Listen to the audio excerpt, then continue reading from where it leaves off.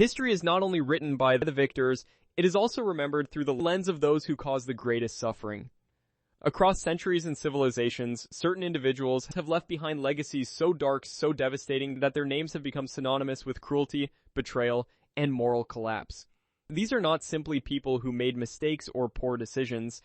These are figures whose actions, driven by ideology, ambition, hatred, or sheer indifference to human life, resulted in suffering on a scale that is almost impossible to comprehend.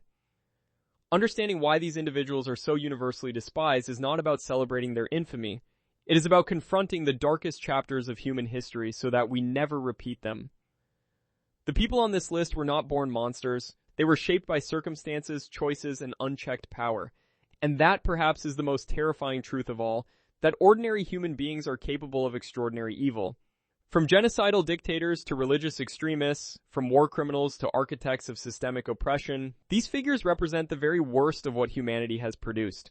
Their stories are painful, their legacies are complicated, and their impact continues to echo through the modern world in ways both visible and invisible. No name in modern history carries more weight or more revulsion than Adolf Hitler. Born in Austria in 1889, Hitler rose from a failed artist and struggling drifter to become the absolute ruler of Germany and the driving force behind one of the most systematic and horrifying genocides in human history. As the leader of the National Socialist German Workers' Party, Hitler orchestrated the Holocaust, a deliberate state-sponsored campaign to exterminate Jewish people, along with Roma, disabled individuals, political opponents, and others deemed undesirable by his regime. 6 million Jewish men, women, and children were murdered. When combined with other victims of Nazi persecution, the total death toll reaches approximately 11 million people.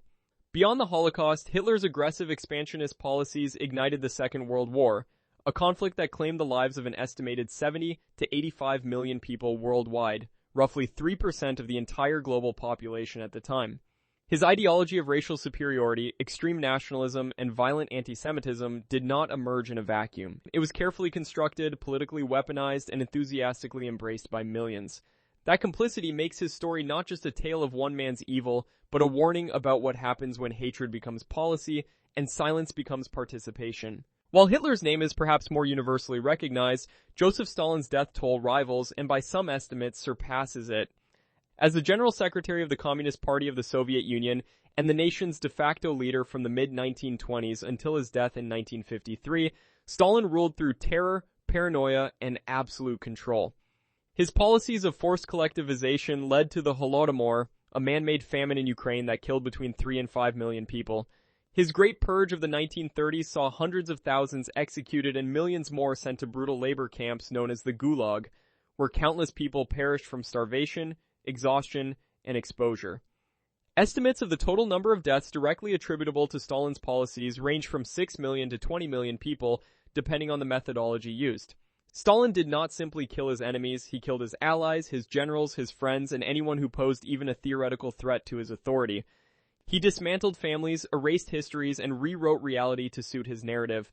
His legacy is one of absolute power, wielded with absolute cruelty, and the scars he left on Soviet society and the broader world have never fully healed. Mao Zedong, the founding father of the People's Republic of China, is celebrated by many within China as a revolutionary hero, but the full accounting of his rule tells a far more devastating story. Mao's Great Leap Forward, launched in 1958 as an effort to rapidly transform China into a socialist industrial society, resulted in one of the deadliest famines in human history. Estimates suggest that between 15 million and 55 million people died as a direct result of the policies implemented during this period, policies that prioritized ideological goals over basic human survival. Grain was exported even as people starved. Farmers were forced into collective communes and away from traditional agricultural practices. Local officials, terrified of reporting failure, falsified production numbers while millions died. Then came the Cultural Revolution, a decade-long campaign of political persecution, public humiliation, and violence against intellectuals, religious figures, and perceived class enemies. Schools were shut down, cultural heritage was destroyed, and an entire generation was robbed of education and opportunity. Mao's place in history is deeply contested, but the human cost of his governance is undeniable and staggering. In terms of the proportion of a nation's population destroyed by a single regime, Few cases in history are as shocking as what happened in Cambodia under Pol Pot and the Khmer Rouge. Between 1975 and 1979, Pol Pot's radical communist government oversaw the deaths of an estimated 1.5 million to 2 million people, roughly a quarter of Cambodia's entire population at the time. Cities were forcibly evacuated, money was abolished, religion was banned. Intellectuals, professionals, and anyone wearing glasses, seen as a symbol of education and therefore bourgeois elitism, were targeted for execution. The regime sought to create a purely agrarian utopia, and in doing so, created a hell on earth. Mass graves, known as the killing fields, were discovered after the regime's fall, containing the remains of thousands of victims. Pol Pot's vision was one of radical purity, a society stripped of everything modern, educated, or foreign. The result was one of the most concentrated campaigns of mass murder in the 20th century, leaving Cambodia traumatized for generations. While Hitler provided the ideology and the orders, Heinrich Himmler was the man who built and operated the machinery of the Holocaust. As the head of the SS and the overseer of the Nazi concentration and extermination camp system, Himmler was arguably the single most directly responsible individual for the implementation of the final solution. He approached mass murder with the cold efficiency of an administrator, organizing transportation networks, overseeing camp construction, and managing the logistics of genocide with bureaucratic precision. Himmler was not a raving fanatic in the mold of Hitler. He was methodical, organized, and deeply committed to the racial ideology of National Socialism. He believed sincerely in the biological superiority of the so-called Aryan race and the necessity of eliminating those he deemed inferior. His calm managerial approach to mass murder makes him in many ways more chilling than those who killed in fits of rage or passion. He killed millions with paperwork and policy, and that distinction is what makes his legacy particularly haunting. Idi Amin Dada ruled Uganda from 1971 to 1979, and his 8 years in power were marked by ethnic persecution, political violence, and economic devastation. Estimates suggest that between 100,000 and 500,000 Ugandans were killed during his regime through executions, torture, and forced disappearances. Amin expelled the entire Asian community from Uganda in 1972, destroying the country's economy almost overnight.